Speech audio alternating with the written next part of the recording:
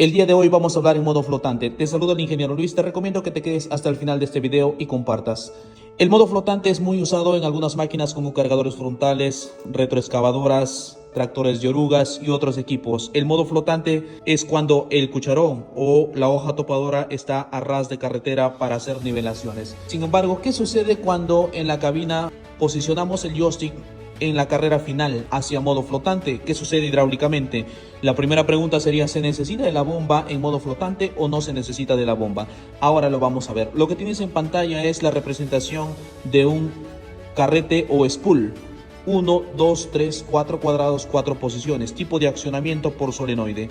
El solenoide es un solenoide proporcional. En la mayoría de controles hidráulicos o bancos hidráulicos encontramos a los solenoides. Los solenoides normalmente son los que van a controlar la presión piloto que va a ingresar hacia dónde, hacia los spool. La presión piloto se mantendrá en espera en los solenoides. Los solenoides normalmente son proporcionales. De acuerdo a lo que yo muevo los joysticks en la cabina, el solenoide va a recibir una cantidad de corriente para de esa manera dejar pasar una cierta cantidad de presión piloto que finalmente va a desplazar al spool. Cuando este spool se ha desplazado, a continuación viene lo siguiente.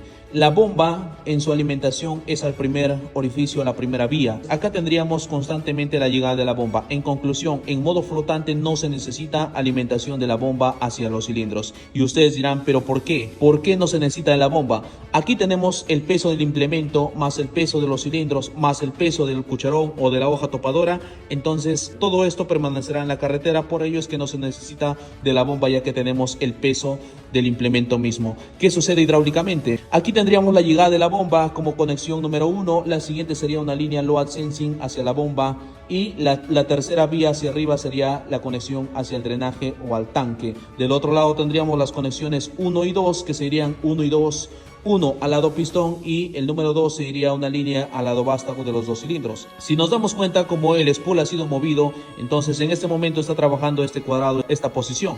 Las líneas 1 y 2 tienen contacto. Tiene contacto en el spool mismo a través de este conducto interno. Por un lado tiene la conexión 1 con el 2, es decir, la línea 1 del lado pistón tendrá comunicación con la línea número 2.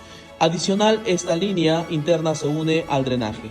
Quiere decir que, de acuerdo a las desperfecciones de la superficie, la hoja topadora subirá y bajará en algunos casos. Por lo tanto, los vástagos y el pistón entrarán o saldrán, o sea, se mantendrán de esta forma. ¿Qué sucede con el aceite que está en el lado pistón? El aceite del lado pistón se va hacia el lado vástago. ¿Qué sucede cuando el vástago ha salido? El aceite de acá se va al lado pistón.